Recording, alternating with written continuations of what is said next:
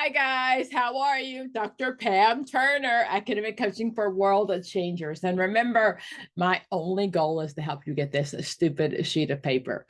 If you don't know a lot about me, if you go back through some of my YouTube videos, you'll find a lot about me. I've been very transparent in my life.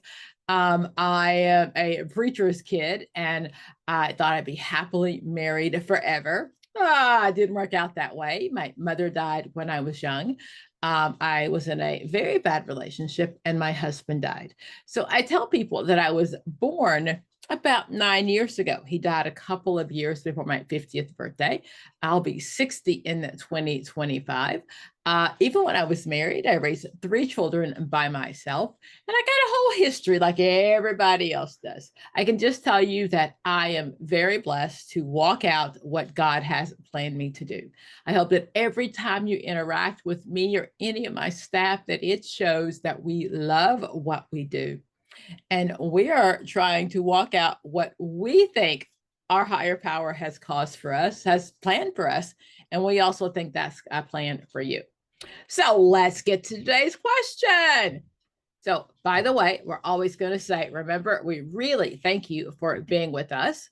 Invest in yourself. You are worth it. I cannot tell you enough. We suggest that you study 15 hours a week for 90 days. What? Yes. Hour in the morning, hour at lunch, hour at night. Same video over and over and over again. We do not believe that taking test questions is how you pass the test. We've learned content and then applying them.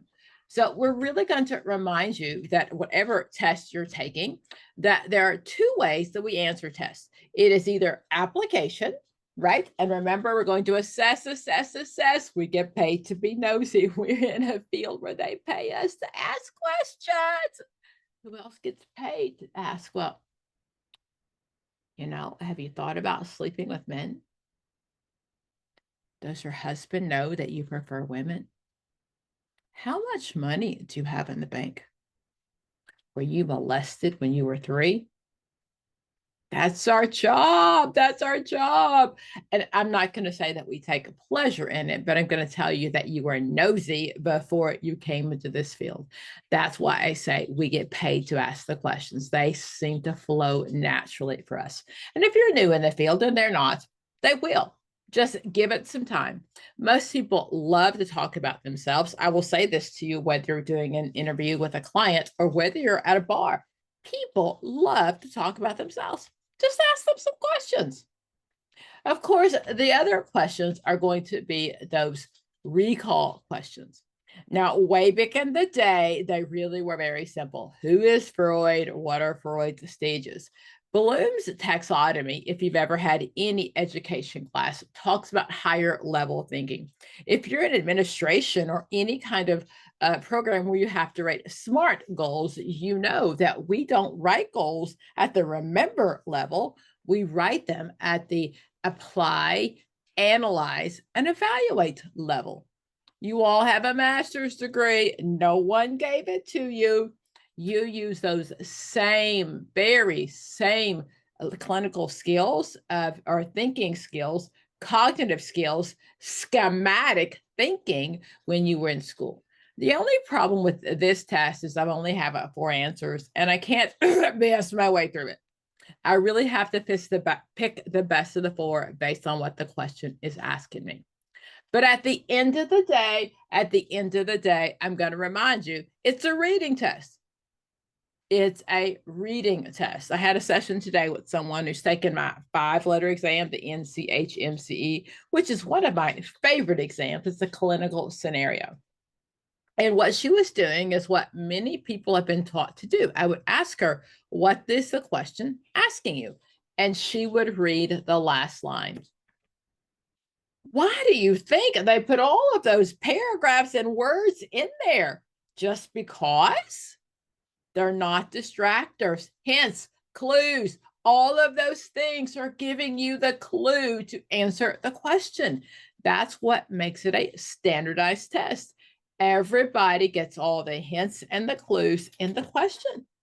And I've said before, I will take a paragraph any day over a one-line question. Oh, I want to scream on those one-line questions.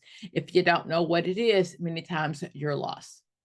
We always want you to increase your vocabulary, whether it is a clinical term or not. Many people just miss the question because they don't understand American idioms. American idioms. There was a question today, and I think the term was anhedonia. Anhedonia just means lack of pleasure. It's a clinical term, but in the question, it wasn't used as a clinical term. And the client missed the question just because they didn't know what it meant. So I cannot tell you how important it is to increase your vocabulary. Keep your closed caption on when you're watching TV. When you're taking practice questions, take the word, highlight it, put in plus counseling, plus psychology, plus whatever, and keep a running list of words. But don't just use them for the test. Girl, use them in conversation. Egosyntonic, ego dystonic, right? Yes, I'm OCPD, oppositional. I'm OCPD. I have an obsessive compulsive personality disorder, but I'm fine with it. It's in sync with my ego, right? Ego dystonic means I come for therapy because I don't like the way it feels. We can talk about Freud. Freud talks about insight. The goal of psychodynamic theory is to bring the unconscious to the conscious. All those things are hidden. Whenever I see the word intra, that prefix intra, that usually means inside of me. Remember, inter means at least two people. I'm always going to say intercourse takes two people. I don't care what uglies you bump. I don't care what goes where. I could care less. I don't care. That is still intercourse because you're not by yourself. There's another word if you have it by yourself. Interdisciplinary meetings are the same as multidisciplinary meetings, right? INTER means more than one. We know if we talk about DBT, Marsha Linehan, she says we're going to work on having INTER, interpersonal relationships, learning to work with others. An INTRA, intradisciplinary meeting, means we're all the same profession. We're all social workers. We're all counselors. We're all whatever. Just some of those prefixes that will really help you get through the test. Again, our goal is never, ever, ever to make you a better clinician. I want you to get this stupid sheet of paper, but I also want you to sound damn smart. I want you to walk down the hall using all of that psychobabble that you learned in school. Of course, we don't use that psychobabble or that psycho jargon with our clients, but in a conversation with colleagues, isn't it nice to know hypomania versus mania? It's nice to know that persistent depressive disorder is 2 years as opposed to 2 years in adults as opposed to 1 year in children. I remember many years ago when dinosaurs roamed the land before I had my LCSW, and I said to my supervisor, I want to learn the lingo. And that's what she said to me. Just listen, read notes. When the psychiatrist drops a note, read it. That's how I learned diagnosis. The psychiatrist would write the diagnosis. I'd go back to see if he was right. I know, psychiatrists. Okay, maybe not none of yours, but people I've worked with thought they were God, and everybody had schizophrenia. The DSM says I cannot diagnose you with schizophrenia until you've at least had those symptoms for 6 months. Got it. Pre-psychotic disorders, 3 days to 30 days. Schizophrenic form is going to be 1 month to 6 months. And then when we get to full-blown schizophrenia, you have to have at least 6 months worth of the symptoms. Again, I'm not going to go back to the psychiatrist and tell him he's wrong. I'm just using it as a learning tool. I always want to keep learning. One of the things I'm going to tell you, as much as you learn content, and please learn content, You have to learn what it looks like in a question. And they're never going to be simple, whether it's one line, whether it's a paragraph, they're never going to be simple. This is an application test, not a recall. Okay, so here we go. A hospital social worker has been called to evaluate a patient who's been dealing with a diagnosis of terminal cancer. Okay. Recently, he came to his physician and offered him a considerable sum of money to pursue an unorthodox, unproven treatment. Unorthodox, unproven. Okay, that is definitely not evidence-based. The physician tried to explain the problem of such treatments, but the patient remained insistent and even accused the physician of being uncaring. He said, "You don't care about me." So try to, my dog is barking. I apologize. The physician remained insistent and even accused the physician of being unwilling to seek a treatment in deference to continuing to bill his insurance for fruitless procedures and treatments. Deeply disturbed, the physician referred the patient to the social worker. After speaking with the client and confirming the above, the social worker recognized the symptoms of as a characteristic of what? Okay, guys, I'm going to have to give a doggy treatment. So just give me a doggy treat me 1 second. So let's continue to read that question.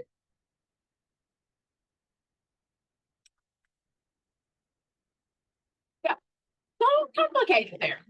So I'm a hospital social worker. And by the way, most of my people who are hospital social workers don't do well with hospital social work questions because you bring yourself in. And unless you see your first name, last name, and I'll say your social security number, we don't really care what happens in your hospital. But in this one, I've got a man, and the man has got terminal cancer, right? He's dying. And he went to the physician and he offered him a lot of money to pursue an unorthodox, unproven treatment. Obviously not evidence-based. And if I were taking the NCE, I would know that this is not okay, right? So I can't do this because that's malfeasance. And the NCE Code of Ethics says I'll do no harm, non-malfeasance. I don't know if it's working or not.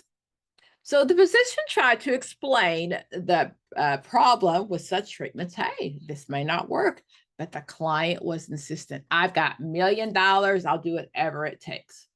The physician, of course, now is upset because obviously physicians want to save you. And if they could, they would, right? He begins to say, you just keep bailing my insurance, getting money off my insurance, and you don't really care about me. Now, the physician is really upset. And he calls the social worker and he says, hey, can you go help this client? Now, I would like to think that I have a really good idea and I could probably guess the answer just based on what I know. So if you are one of those social workers and you think you know the answer, you can stop right now, come back in a few minutes and tell us know if you got it right. But for those of us that want to make sure we got it right, we're going to go through the process. So what I'm going to always do is, like I said, understand what the question is asking me. I know it's a reading test. I understand it's a reading test. So my 4 options: is he having a psychotic break? Is that chemotherapy toxicity, grief bargaining, or acute denial? Ooh, Dr. Pam, I don't know. So while we're taking practice questions, because these are not real questions, we're going to make sure that we understand what KSA, what knowledge, skill, or ability is this test answering? What are they trying to see if I know? So let's look at all 4 of them. A psychotic break. Now, psychotic break is often related to a schizophrenia, right? It doesn't have to be, though. A psychotic break or a psychosis or a psychotic episode is a loss of reality. It can be a lot of things. It doesn't necessarily have to be a sign of schizophrenia. If you're using an MSE, a mental status exam, the person in front of you may be hallucinating. They may be having delusions. They may not be in touch with reality, but that definitely does not mean that they have schizophrenia. It could mean that there is some schizophrenia, some bipolar, severe depression. It could be substance abuse. It could also be just physical. Okay. So a lot of those things, genetics, such as physical or emotional trauma, brain injuries, medical conditions, and stress can also lead to psychosis. So having a psychotic event, losing touch with reality, doesn't necessarily mean it's schizophrenic. There could be other reasons that do that. And I said to you earlier that if we're going to diagnose schizophrenia, we have to make sure that we follow the guidelines. 3 days to 30 days is a brief psychotic disorder, and 1 month to 6 months is schizophrenia form, a form of schizophrenia. And then my last one is schizophrenia, and that's at 6 months. And remember, you have to have both a schizophrenic, and I'll remember all 5 of my senses can hallucinate. Smell things, I can see things, I can taste things, I can hear things, I can feel things, and then I can have delusions. None of you probably know, because in my very old videos, and it's still true, I am sure Barack Obama is in love with me. I know. You don't get to question me in my delusion. Right? So that delusion is called erotomania, when someone famous is in love with you. But remember, if someone's having a delusion, you support their delusion. You don't have to agree with me, but you can't argue with me. So schizophrenia and psychosis are not always the same thing. Psychosis can be a part of schizophrenia, but they're not always the same thing. You will see that psychosis has some hallucinations, maybe some delusions, some agitated thoughts, some disorganized thoughts or behavior. But wait, Dr. Pam, that sounds like forms of schizophrenia. The difference is there can be other reasons that cause psychotic breaks or psychotic episodes. In schizophrenia, it's because I've got a diagnosis, and I have had at least 2 of so the diagnosis must include at least 2 of the following symptoms for 6 months, including one of the first 3. A friend of mine, I found out, was allergic to phenergan, because they woke up in the middle of the night and they were sleepwalking and had no idea where they were. So that psychotic event, that loss of touch with reality, was an allergic reaction to phenergan. Nothing else. Nothing else. Okay? So now that you understand at least some of the terms, let's keep going. Oh, chemotherapy toxicity. I don't know about you. I have a doctorate degree. I'm a doctor, but I'm not a medical doctor. Nowhere in any of my programs did I learn about chemotherapy. And it could be a reaction to chemotherapy. And that definitely could be a test question. If the question said that the client has gone through chemotherapy and now they're having some hallucinations or psychotic, that might be an answer. But I don't recall reading anything in that question, that person having any kind of cancer or any kind of treatment for chemotherapy. So A, it's out of my scope. But by the way, if you want to know, chemotherapy toxicity is when you get, so chemotherapy kills the cells, right? If you've ever had anybody with cancer, I've had a mother and a son, and what we know is that chemotherapy, cancer cells grow at a much faster rate than regular cells. So whenever someone is diagnosed with cancer, in my experiences, we get them in treatment right away, because those cancer cells grow and grow and grow. And chemotherapy kills everything, the healthy cells as well as the unhealthy cells. So when I'm putting that much, and I want to say poison and not because it's a bad thing, but I'm killing all the unhealthy things, then of course I can have that toxicity in my system. I can tell you for my own child, after the chemotherapy was over, he could not go back to college or living on college campus because all of his white blood cells were killed as well. White blood cells fight off all of those bad things that happen. So I am personally familiar with chemotherapy toxicity, but I'm not going to answer that question because I did not go to med school and my program did not go to talk to me about med school. I get to stay in my lane, and unless it says MD after my name as opposed to PhD, I am not going to pick that answer. Okay, so the last one talked about grief. Are they talking about DADA? Denial, anger, bargaining, and depression. Kubler-Ross has been around forever and forever and forever. Kubler-Ross, in the beginning, talked to us about the stages of death and dying. And what she really said is this is what happens when we lose somebody or we are dying.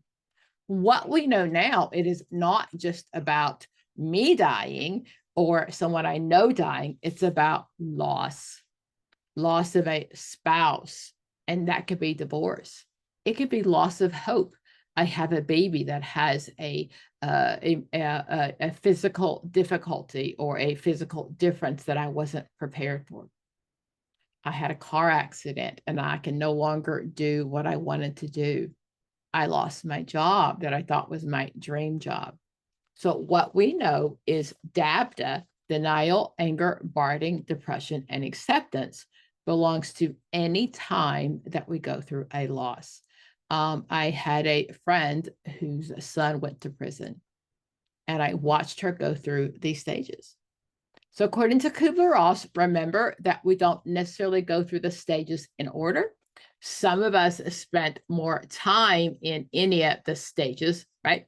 Some of us are more often in denial.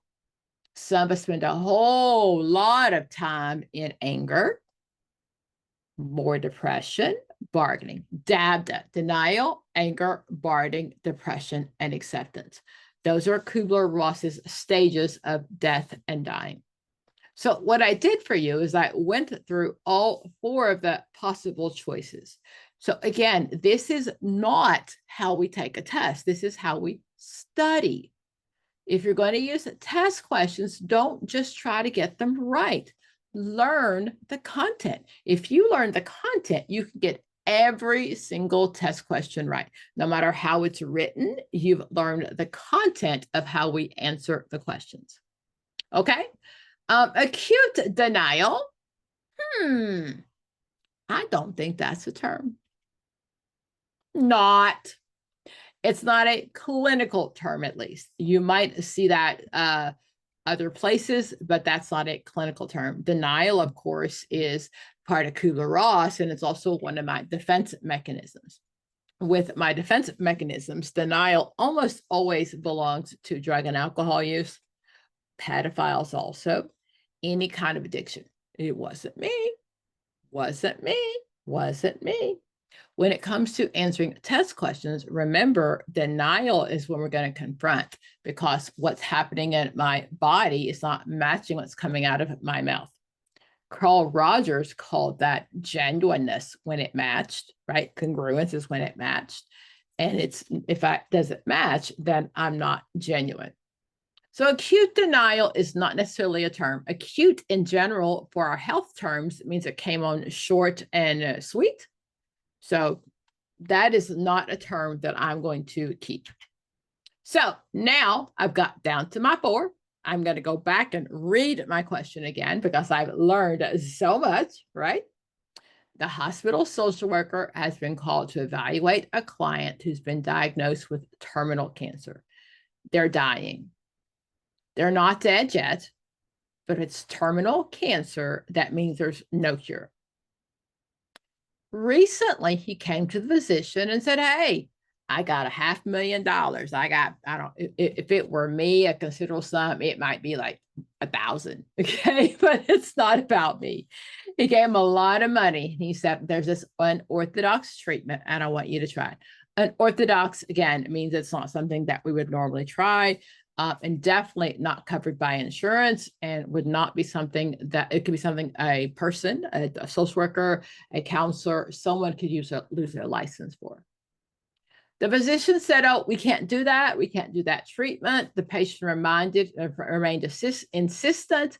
And he said, you just want the money from my insurance company. Yes, I'm paraphrasing. I'm adding some things. I don't want to change the verbiage, but I also don't want to just go back and read the question. I don't understand the question if I haven't taken the time just to read it. After speaking with the client and confirming the above, the social worker recognized this as what? Okay. So my 4 choices were a psychotic break, a chemical toxicity, grief bargaining, or acute denial. We're going to rule out 2, right? Okay, I think we decided that there's nothing in there that talks about chemotherapy where he's getting anything. It did say that he's a cancer patient. I get that. But the question, it's a reading test. It would have said he's on chemotherapy. The question didn't say that. Don't think, just read. Okay. I know that it's not a psychotic break. He didn't talk to me about how he sees and hears things. So I'm taking out both A and B. It left me with C and D. And now that I understand all of them, right? Oh, but Dr. Pam, grief and bargaining, those are separate. Oh, Kubler-Ross didn't have those together. Don't overthink it. It's the best of the 4. It's the best of the 4. Okay.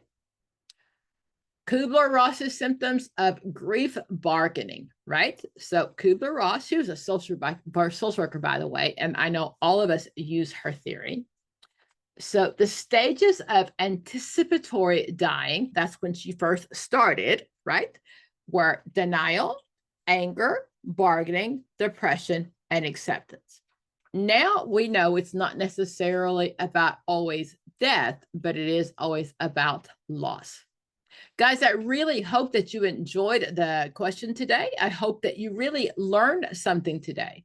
We really know that you are the very, very best social workers. We are not pretending to make you any better. And for those of you that are still equating passing the test with being a social worker, I cannot tell you enough that that is just not true. There are tons of people around you that have a license that are not good social workers. Good social workers come from supervision, time. That's it. That's it. That's it. That's it. Not the sheet of paper. But you need the sheet of paper because I need you to change the world. There are people out there that are waiting for you to change the world. Thanks for tuning in to another podcast, another session with Dr. Pam. We do have podcast channels. We have individual and group sessions. We have lots of ways to help you pass the test. We definitely want to be here. We'd love to celebrate your success. So reach out to us, drpam2020@gmail.com, and also follow us on all of our social links below. Bye, guys. Thanks for being a world changer.